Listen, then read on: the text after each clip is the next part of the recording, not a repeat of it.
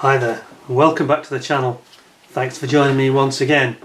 So today we have another one of our vintage classic Matchbox kits review, and today it's a kit that along with a very small handful I've mentioned, and this is probably the second one, where I don't think I had it the first time around at any time during my childhood, which is very odd because this is one of the very first issues. It's the Mitsubishi Zero Zen. This is the attack on Pearl Harbor, and there's a wonderful artwork again here, as they always seem to be, pretty much 9 out of 10 of them. And you can clearly see this attack on the Pearl Harbor docks with many of the battleships on Battleship Road burning in the background, and the A6M looks like it's going down. Very bad news. But there's something special about this particular kit, in as much as that it is one of the very original Mark I first issue kits. I often talk about, perhaps slightly incorrectly actually, I often talk about the first issue kits as being the 1973 kits with the window box, which is actually wrong. The original kits, and they only run for about, I don't know, four months, maybe 6 months at the very most. And these are the originals. This is the very first design of box with a lift-off lid, like so, and they are a very attractive little kit. And this is the Zero, which I never had. To say the first time, I don't know why. Maybe I wasn't that interested in the sort of Pacific theatre being a Brit, you know, but I'm sure others were. But anyway, why don't we take a closer look and see what it's all about. So let's have a look inside. First of all, I want to draw your attention to the general design of the box. Obviously we've got this wonderful artwork we just mentioned. It says on the front, Zeros from the carrier Akagi, attacking Pearl Harbor on December the 7th, 1941. So yeah, major event there obviously, and we have the same artwork on the end of the box. On the side, they're plighting their wares as usual. We've got a Hawker Fury and a Spitfire, and a Boeing and a Focke-Wulf 190. Some of these we may see at a later date. On the other side, we've got this traditional thing they do where they show the unpainted kit as it would look if you leave it, but do put the decals on but no painting. Now this is where it gets interesting, because I always forget this.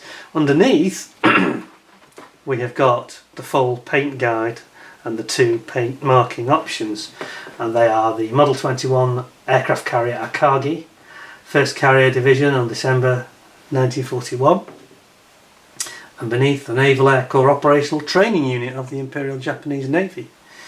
And then some blurb in different languages here. So it says here, well actually, wow, actually, this goes beyond even what I've said. We've got a find here.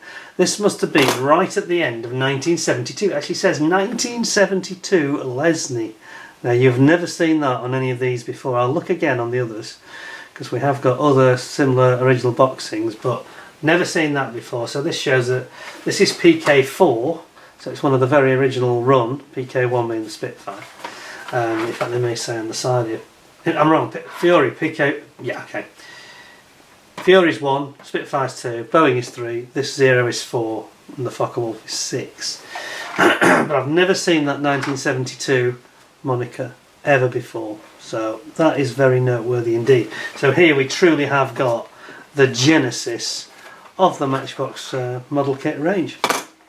Now when we actually open this box up, you'll remember that, I think in another video a while back I showed you, they had this interesting thing where the lower box also has artwork on it, and in this case it's got the call outs for all the small part painting, how to do it. So it shows you a couple of interesting things. It seems to be saying that how to put the decals on and the relative positions of them. And it's talking about the pilot and his seat, the prop and the spinner, and how you should paint the whole of that part 8, is it? Part 8. And on the other side, oddly, this is obviously for the other variant, we've then got alternative colours.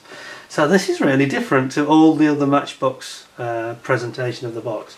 And then of course on the very side we also have this guide to how to put the ball head on to create your stand, and how it works in practice with the Spitfire on it.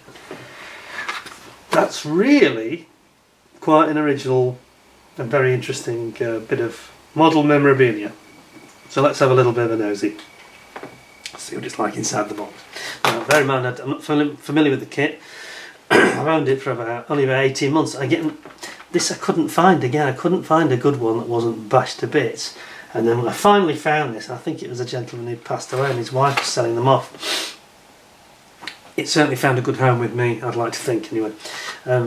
Here we've got the original smallest version of the little stand that Matchbox provide, and it looks quite small in my hands, I've got to say, because they do 3 sizes of this. There's a small, medium and large, and obviously this is the smallest iteration of it, but it looks like new, so that's good.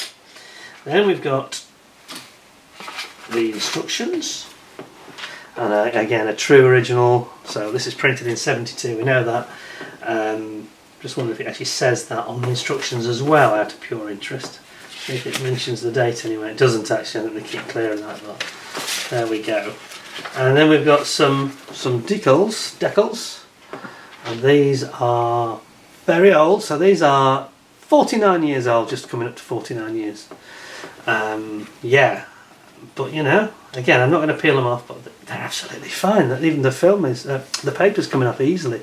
So there you go, you've got the Rising Sun decals, not much else really there, is there?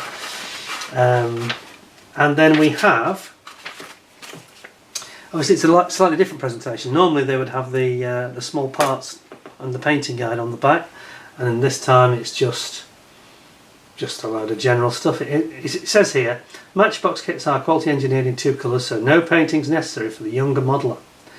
There you go, and it lists all the different models in the range at the bottom. When you open it up, this is the original Mark 1 hot hints of how to paint, how to glue it, and how to strap it together with elastic bands, how to slide your decals on, painting on a stencil before you paint the actual camo. This is how it was done. This is the way, as they say these days. Right, let's have a look. So, instructions. Number 1, little man goes in his seat there, little pilot, and then we've got quite a cool looking, I think it's an operating, pivoting arrestor hook. That's quite cool. Yep, says don't glue, so obviously that pivots. Then you pop them into the fuselage and bring your 2 halves together. Then you're building up your cowling, putting your spinner and the prop, which I presume is one piece. Yes, it is all one piece. And then you put in your little washer on the back. Obviously that mustn't be glued in between, because you want it to spin. Then you've got your canopy going on and the cowl and the top of the coving in front of the pilot.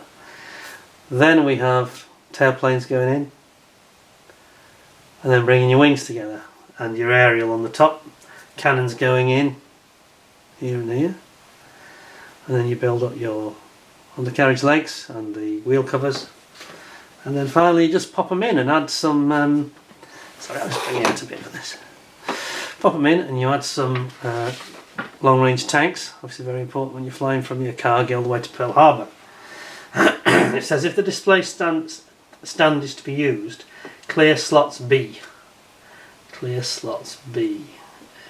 Which it doesn't actually show you, oddly, anywhere. It doesn't show you or point with an arrow or anything. How curious. Okay, anyway, so there we are. Very simple, very straightforward, apart from that last bit. And a really nice little instruction leaflet, and it says here, design of the Zero, which was conceived as a replacement for the Mitsubishi Type 96, commenced early in 1938. First flight took place in April 1939, and the aircraft was accepted into production as the A6M1. Aircraft was used over China in late 1940 and then later was used for the attack on Pearl Harbor. It progressively developed later, and some versions achieved speeds of 358 miles per hour. The Zero was greatly superior to Allied machines during the early part of World War II, until the introduction of the F4U Corsair and Hellcat F6F. More on those later. Right, what we got? Back to the box. Back to the box, got a look at this orange. I'm not sure about the orange. Orange and white, what a curious combination. So we got that, and we've got our, let's start with our canopy. You can't go wrong with a nice canopy, can you? Okay. So yeah, it's still on the sprue, which is great. So it shows it's original. Very, very nice, got to say. That's pretty clear actually, as clear as you like, that is. No severe scratching on it or anything, looks like new. Very nice. Put that back in there safely. And then we will have a look at the gaudy orange. Oh boy. So, yes, it's very loud, isn't it, to be honest. A lot going on here in terms of visual colours. So you've got your starboard fuselage, you've got your radial engine already built up into the cowling, in fairness. So you don't have much work to do there. Then we've got the propeller. Now, interestingly, okay, so the propeller isn't actually all one piece. It's actually got a little nose piece, but they don't show you actually attach it. It just points to the number, but it looks already assembled. But it's actually here. That's the nose tip of the spinner. So that's a little bit curious because it's not overly clear. If you're about 7 years old, I think you find that rather confusing. But anyway, over on this side we've got some drop tanks. In fact, it's a centerline tank, that one. Yeah, that's the centerline tank down the middle. And then on the other side, just whipping it round, we've got the coving in front of the canopy, cockpit, tail wheel, which is the marine type, and then you've got your wheels here and tyres, and they need a bit of painting. But yeah, it's nice. It's actually quite nicely figured, and it's engraved paddle lines. It looks quite nice, apart from the orange. That's definitely an acquired taste, I think. So, the white sprue, which is pretty much everything else. So you've got your bottom wing, quite a bit of dihedral, of course, on the Zero. Top wing, which is nicely done, actually.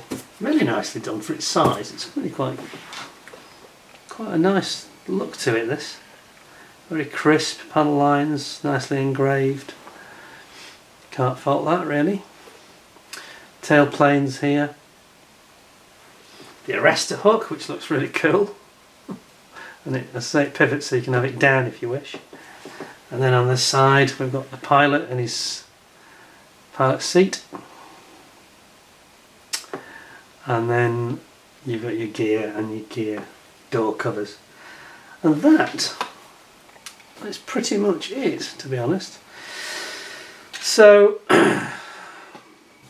this retailed at 25p when it came out. I think for 25, I don't think you'd ever in your life spend 25p and get better value, really. It's very, very nice, to be honest. It's really lovely. I also like the fact that, because you don't have to slide them in and out of the box, you're not going to damage these the way that you do with some of the later ones. You know, everything just gets placed in nice and gentle, so you can put the instructions into it like a sandwich. Nothing's going to get scratched. And there we go, like that.